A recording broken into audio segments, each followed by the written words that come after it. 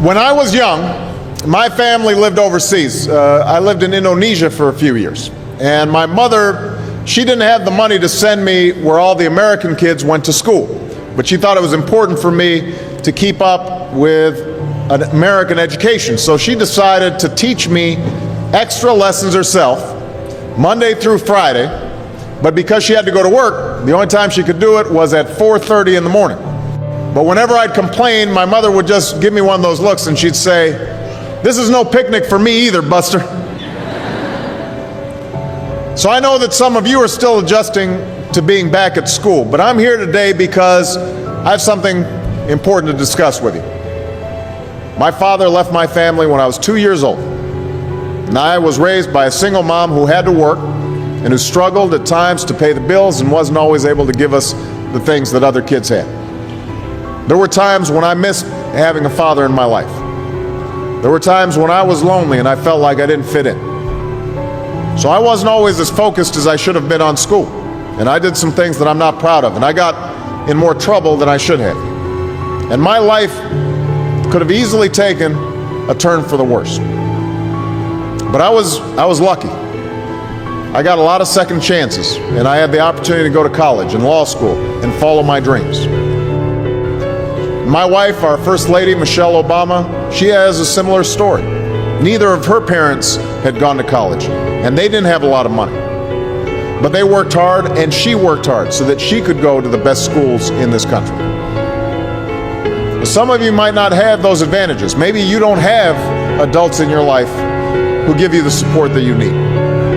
Maybe someone in your family has lost their job, and there's not enough money to go around. Maybe you live in a neighborhood where you don't feel safe, or have friends who are pressuring you to do things you know aren't right. Maybe you could be a great writer, maybe even good enough to write a book or articles in a newspaper, but you might not know it until you write that English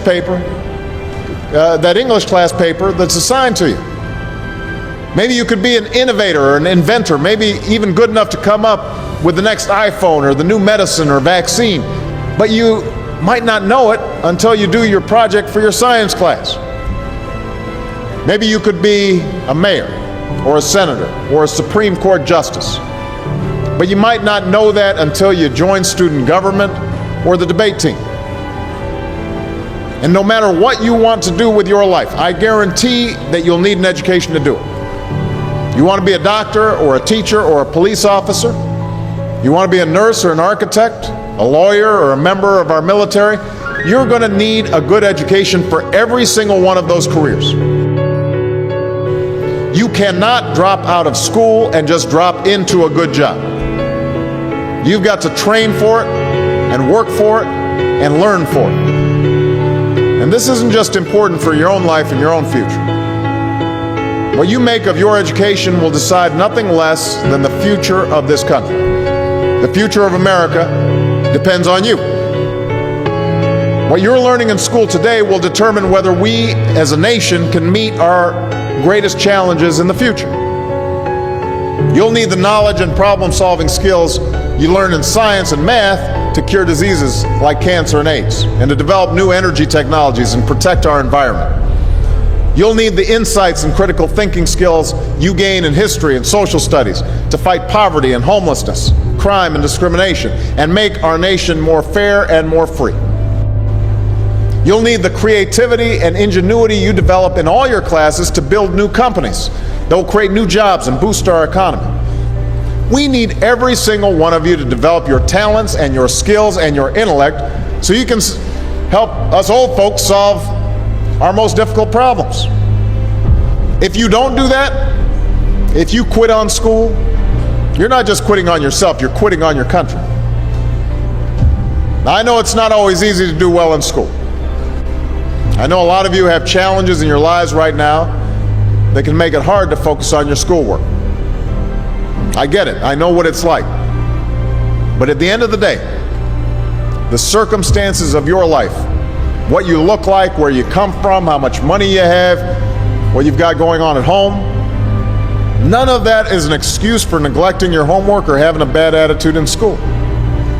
That's no excuse for talking back to your teacher or cutting class or dropping out of school. there is no excuse for not trying. Where you are right now doesn't have to determine where you'll end up. No one's written your destiny for you. Because here in America, you write your own destiny. You make your own future.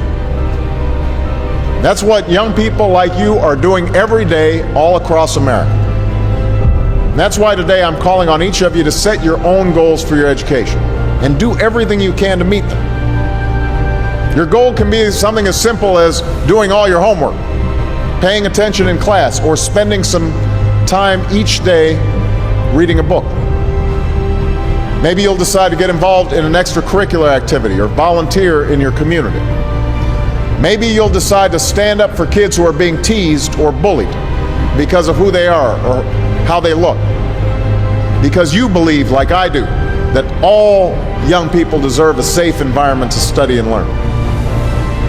Maybe you'll decide to take better care of yourself so you could be more ready to learn. But whatever you resolve to do, I want you to commit to it. I want you to really work at it. I know that sometimes you get that sense from TV that you can be rich and successful without any hard work. That your ticket to success is through rapping or basketball or being a reality TV star. Chances are you're not going to be any of those things. The truth is, being successful is hard. You won't love every subject that you study. You won't click with every teacher that you have. Not every homework assignment will seem completely relevant to your life right at this minute. And you won't necessarily succeed at everything the first time you try. That's okay. Some of the most successful people in the world are the ones who've had the most failures. J.K. Rowling, who wrote Harry Potter, her first Harry Potter book was rejected 12 times before it was finally published. Michael Jordan was cut from his high school basketball team. He lost hundreds of games and missed thousands of shots during his career. But he once said, "I have failed over and over and over again in my life, and that's why I succeed." These people succeeded because they understood that you can't let your failures define you. You have to let your failures teach you. You have to let them show you what to do differently the next time. So if you get into trouble, that doesn't mean you're a troublemaker.